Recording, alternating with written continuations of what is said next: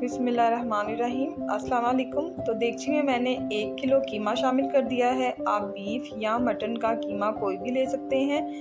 और अब मैंने इसमें शामिल कर दी हैं 2 अदद स्लाइस प्याज, दरमियाने साइज़ की प्याज थी जिनको मैंने स्लाइस कर लिया था। और ये एक पूरी पोथी है लहसुन की, और जो साबुत मैंने इसमें लहसुन शामिल कर दिया है। और 1 टेबलस्पून कुटा हुआ अदरक शामिल कर दिया है। इसमें 2 अदद दरमियाने टमाटर इसमें शामिल कर दिए हैं। 1 टेबलस्पून पिसा हुआ धनिया शामिल किया है। 2 टीस्पून पिसी हुई लाल मिर्च शामिल की है। 1 टीस्पून हल्दी पाउडर शामिल किया है। नमक हस्बे जायका ये शामिल कर दिया है।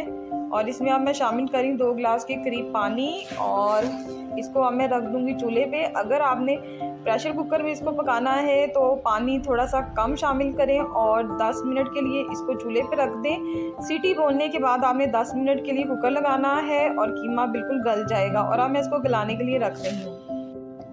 कीमा बहुत अच्छी तरह से गल चुका है और इसका पानी भी खुश्क हो रहा है। और अब मैं इसमें शामिल कर रही हूँ 1/2 कप के करीब ऑयल मैंने शामिल कर दिया है।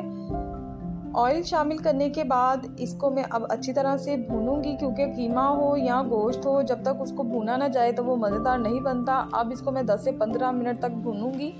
बहुत ही आसान और बहुत ही मज़ेदार सी ये रेसिपी है। कीमा बहुत अच्छी तरह से भून चुका है और अब मैं इसमें शामिल करूंगी 1 टीस्पून पिसी हुई काली मिर्च। और इसके बाद अब मैं इसमें शामिल कर रही हूँ 1 टीस्पून पिसा हुआ गरम मसाला। और ये चीज़ें शामिल करने के बाद इसको मैं 5 मिनट तक मज़ीद भूनूंगी। और ज़बरदस्त सा जो कीमा है वो रेडी हो रहा है जी। तो 5 मिनट हो चुके हैं। अब मैं इसमें शामिल कर रही हूँ लंबी कटी हुई अदरक, ये मैंने शामिल कर दी है। और इसके बाद अब मैं इसमें शामिल कर रही हूँ 5 से 6 अदद हरी मिर्चें, जिनको मैंने दरमियान से कट लगा लिया था। और इसके बाद मैंने इसमें शामिल कर दिया है हरा धनिया। हरा धनिया शामिल करने के बाद अब मैं इसमें शामिल कर रही हूँ 2 टीस्पून सूखी मेथी। इससे जो है कीमे का टेस्ट वो बहुत ही ज़बरदस्त आता है। सूखी मेथी डालने के बाद इसको मैं 2 से 3 मिनट तक भूनने के बाद 5 मिनट के लिए दम पे लगाऊंगी।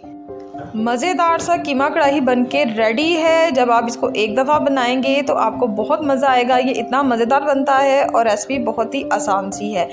उम्मीद करती हूँ कि आपको मेरी ये रेसिपी अच्छी लगी होगी। कमेंट्स में मुझे ज़रूर बताइएगा कि आपको मेरी ये रेसिपी कैसी लगी है। अपनी दुआओं में याद रखिएगा। अल्लाह हाफिज़।